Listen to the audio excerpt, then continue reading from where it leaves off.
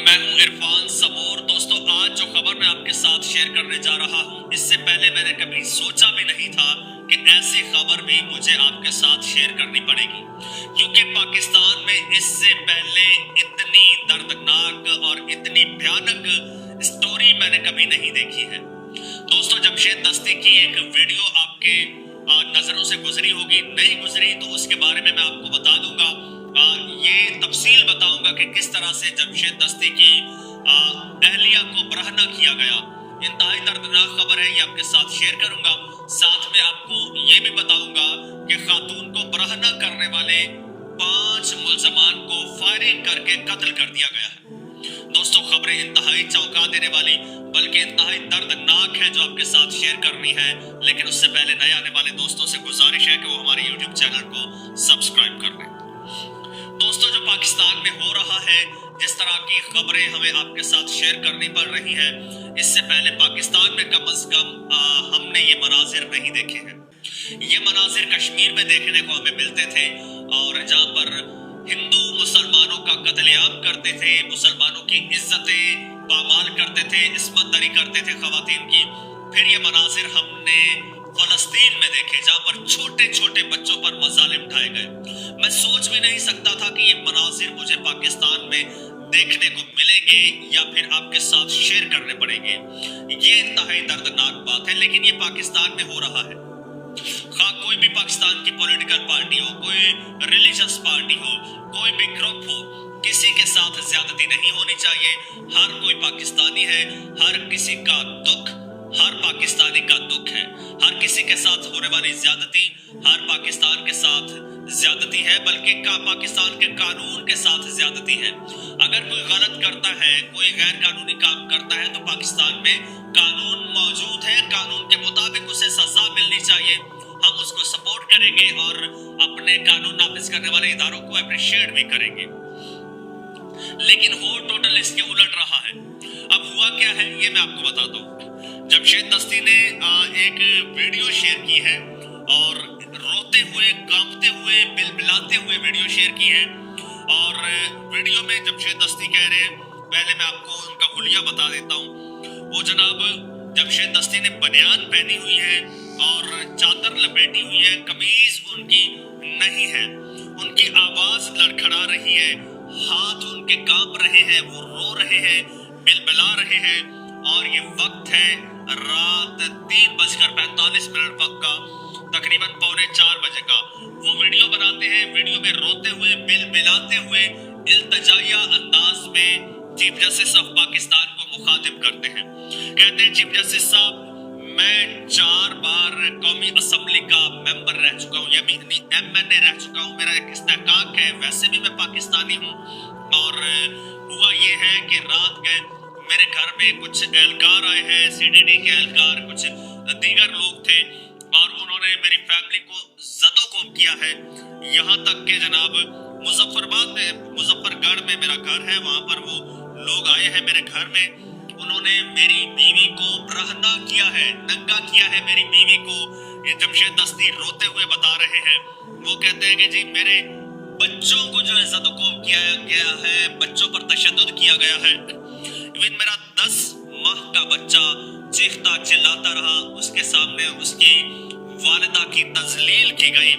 और वो जमशेद दस्ती रोते बिलबिलाते हुए कहता है कि 4 घंटे तक, 3-4 घंटे तक मुसलसल मेरी फैमिली को यरगमाल बनाए रखा गया, और उनसे फोन्स भी छीन लिए गए।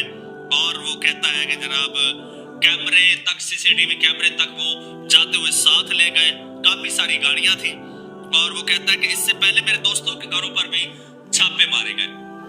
जमशेद दस्ती कहता है, मेरे ऊपर एक FIR थी मुल्तान में कोई, उसकी मैंने जमानत करा ली थी, लेकिन उसके बावजूद और जितने भी गुज़श्ता वाक़यात हुए हैं, उनसे मेरा दूर दूर तक कोई ताल्लुक नहीं था। मैं घर पे नहीं हूँ क्योंकि पुलिस रेड कर रही है, छापे मार रही है।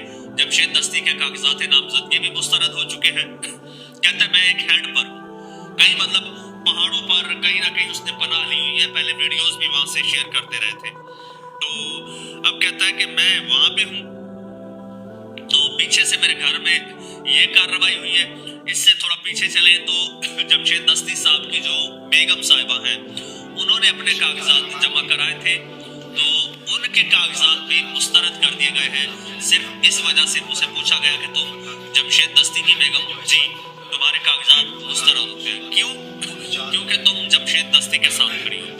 جمشید دستی نے روتے ہوئے ملاتے ہوئے چیف جسٹس صاحب سے کہا ہے، اور وہ جو جملے ہیں وہ دہرانا میرے لیے جو ہے وہ مشکل ہو رہا ہے۔ وہ کہتا ہے چیف جسٹس صاحب، خدا کے واسطے میں پاکستانی ہوں، مجھ پر اتنا ظلم نہ کرنے دیں، مجھ سے اتنا ظلم برداشت نہیں ہوتا، میں اتنا ظلم برداشت نہیں کرتا۔ اور وہ کہتا ہے کہ میرا گناہ یہ ہے کہ میں غریب کے ساتھ کھڑا ہوں، میں غریب کی بات کرتا ہوں، غریبوں کے لیے میں نے پارٹی بنائی تھی، جدوجہد شروع کی تھی، اور اب سب سے بڑا گناہ میرا یہ ہے کہ میں عمران خان کے ساتھ کھڑا ہو گیا ہوں۔ وہ کہتے ہیں اس وقت میرا دماغ کام نہیں کر رہا، میرا دماغ معاف ہو چکا ہے، مجھے کچھ سمجھ نہیں آ رہی، ٹھیک ہے۔ وہ کہتا ہے کہ اب میرے پاس کچھ نہیں بچا، میری عزت لٹ گئی، میری بیوی کو ننگا کیا گیا۔ اب وہ کہتا ہے چیف جسٹس صاحب، میں اب مرنا چاہتا ہوں، مجھے مار دو، مجھے گولی مار دو۔ وہ یہاں تک کہتا ہے مجھے گولی مار دو، میں مرنا چاہتا ہوں۔ چیف جسٹس صاحب، خدا کے لیے آپ ہمیں گولی مار دیں، کیونکہ اس وقت انصاف کے سب سے بڑے منصب پر چیف جسٹس قاضی فائز عیسیٰ صاحب بیٹھے ہیں، اور ان کی ناک کے نیچے یہ ظلم زیادتیاں ہو رہی ہیں۔ ان کو اس چیز کا نوٹس دینا چاہیے، چیف جسٹس صاحب کو نوٹس دینا چاہیے پاکستان میں جس طرح سے ظلم و بربریت ہو رہی ہے۔ ایک جماعت ہے، اگر انہوں نے کچھ کیا ہے، اگر انہوں نے قانون توڑا ہے، کوئی وائلیشن کی ہے، جتنی بڑی بھی کی ہے اتنی بڑی سزا ہے۔ اگر جمشید دستی کسی غیر قانونی ایکٹیویٹی میں ملوث ہے تو اس کے لیے عدالتیں موجود ہیں، اس کو عدالتوں میں پیش کرنا چاہیے، قانون موجود ہے، قانون سے کے مطابق سخت سے سخت سزا دینی چاہیے۔ لیکن ایک ریاست میں، آزاد ریاست میں، جو ریاست ماں جیسی ہوتی ہے، ماں کبھی اپنے بچے کے ساتھ ایسا سلوک نہیں کرتی، ریاست اپنے شہری کے ساتھ ایسا سلوک نہیں کرتی، بلکہ جو مکمل قائم آزاد خود مختار ریاستیں ہوتی ہیں وہ اپنے شہریوں کو اپنے ہاتھ کا چھالا بنا کے رکھتی ہیں۔ لیکن افسوس کے ساتھ اس ریاست میں یہ کچھ ہو رہا ہے۔ اب میں اس کو ریپیٹ بھی نہیں کر سکتا جس انداز میں اور جس درد اور کرب کے ساتھ جمشید دستی نے یہ ویڈیو بنائی ہے۔ اور ویڈیو مزے کی بات یہ ہے کہ اب اس ویڈیو کو جمشید دستی نے جب شیئر کیا ہے، یہ 10 گھنٹے پہلے کی یہ ویڈیو میرے پاس ہے، اور اس کو 2 ملین لوگ دیکھ چکے ہیں، یعنی 20 لاکھ لوگ دیکھ چکے ہیں۔ 20 لاکھ لوگ یہ دیکھ چکے ہیں کہ پاکستان میں کس طرح سے شہریوں کی عزتیں پامال کی جاتی ہے، اور کس طرح سے ماورائے قانون ایکٹیویٹیز پاکستان میں ہوتی ہیں۔ تو اس سے پاکستان کا کیا تشخص جائے گا دنیا کے سامنے؟ جو ہم بات کرتے ہیں کہ عمران خان نے یہ بات کر دی، شہباز شریف صاحب کہتے تھے نا کہ عمران خان صاحب آپ کو چور چور کہتے رہتے ہیں، چور ڈاکو چور ڈاکو چور ڈاکو، تو پھر دنیا کو کیا میسج جائے گا؟ دنیا کے سامنے ہمارا امیج کیا جائے گا؟ یہ صاحب آپ بالکل ٹھیک کہتے تھے، لیکن دوسری جانب اس کے بارے میں بات کیجیے، کیا یہ جو ہو رہا ہے پاکستان میں، اس سے باہر پاکستان کا کیا تشخص جائے گا؟